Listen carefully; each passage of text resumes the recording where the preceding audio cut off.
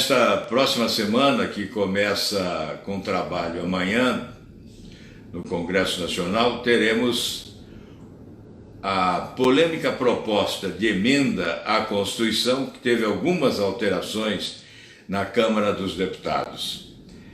Nós estamos olhando com muito cuidado para essa proposta de emenda à Constituição, especialmente no que diz respeito a bancos, ao sistema financeiro sempre privilegiado. A impressão que fica é que para os bancos só vale o lucro, e o lucro cada vez maior. Nessa hora de solidariedade em que muitos estamos mudando a nossa vida, não só em razão desta quarentena, deste isolamento, mas porque estamos refletindo sobre os nossos erros, refletindo sobre a nossa postura. Esperamos que realmente esse momento de reflexão proporcione a oportunidade de melhorarmos. Eu vi hoje um artigo muito bem elaborado no El País, que começa referindo-se àquela mulher idosa de 93 anos, se me falha a memória, que recusou o respirador, dizendo: olha, está em falta, podem utilizar com alguém mais jovem. E ela diz: eu já tive uma vida e vivi bem, então vamos priorizar salvar alguém mais jovem. Veja que desprendimento, que renúncia, que abdicação, que amor ao próximo, que desprezo ao egoísmo, que solidariedade, que sensibilidade humana. Então, nós estamos vivendo um momento de grande solidariedade. Explode a solidariedade no coração de milhões de pessoas nesse país. Mas há os insensatos, há os insensíveis, há os que deixam a impressão de terem no lugar do coração uma pedra e uma rocha. E eu incluo entre estes alguns banqueiros, que são implacáveis. O governo brasileiro colocou 1,6 trilhão nos bancos, isso foi noticiado, e os bancos aumentaram as taxas de juros para conceder empréstimos. Nesta proposta de emenda à Constituição, no artigo 10, há a autorização para o Banco Central adquirir títulos de bancos. Alguns dizem que são títulos podres. Outros argumentam que há uma condição, que os títulos são títulos bons, que o governo autoriza a compra pelo Banco Central. Primeiramente, nós queremos dizer que pedimos uma auditoria ao Tribunal de Contas da União sobre o endividamento do Brasil e constatamos que o Banco Central, ao longo do tempo, dos últimos governos, favoreceu dealers, que são os negociadores da dívida pública, os que promovem a rolagem da dívida pública do país. Eles foram beneficiados, tiveram um tratamento desigual favorecido, em relação a outros. Então, o Tribunal de Contas da União revelou algumas mazelas desse sistema, desta relação do governo com o sistema financeiro, do Banco Central com o sistema financeiro, os bancos.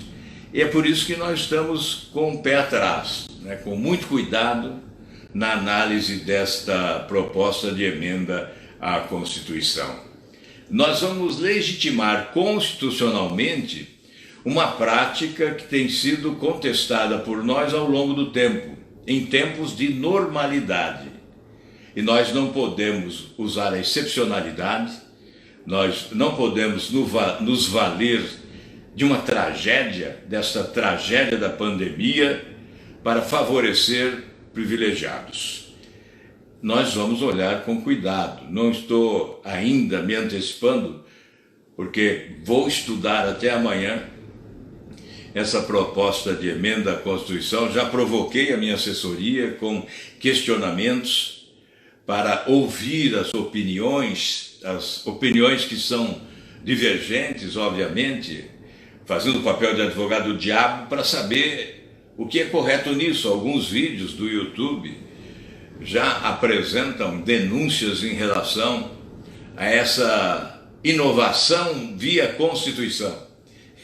É claro, nesse estado de calamidade pública, admite-se muita coisa, mas nós temos que preservar a nossa Constituição. Eu imagino que teríamos outras alternativas para resolver problemas sem inovar. A nossa Constituição já é exagerada, né? Alcança artigos inúmeros, né? Talvez seja a Constituição com o maior número de artigos no mundo. Eu não sei se tem algum outro país que tem uma Constituição com tantos artigos como a nossa, e ela é alterada constantemente, e ainda assim não regulamentamos todos os artigos da Constituição até hoje. Ela é de 1988, promulgada no dia 5 de outubro de 1988. Então agora nós vamos colocar na Constituição essa determinação ou autorização que o Banco Central deva adquirir títulos dos bancos privados. Nós vamos olhar, eu repito, com muito cuidado, esse artigo 10 da proposta de emenda à Constituição. Nós queremos oferecer ao governo todos os instrumentos necessários, indispensáveis, para que ele possa adotar as medidas e praticá-las. Não ficar apenas no anúncio. O que nós observamos é que ficamos muito no anúncio e a execução das medidas não ocorre com a eficiência necessária. Eu ouço, sobretudo de prefeitos municipais, já preocupados, muito preocupados, que as coisas não estão andando como se deseja. É óbvio, o ministro Mandetta tem tido um comportamento extraordinário no que diz respeito à orientação. O discurso é correto porque ele reflete o que pensa a comunidade científica, os que estudaram, os que aprenderam, os que pesquisaram, os que se modernizaram, os que vão buscar lá fora, em outros países, experiências vividas. Então, a experiência vivida é fundamental para a orientação daqueles que estão enfrentando pela primeira vez algo dessa natureza, uma pandemia dessa proporção.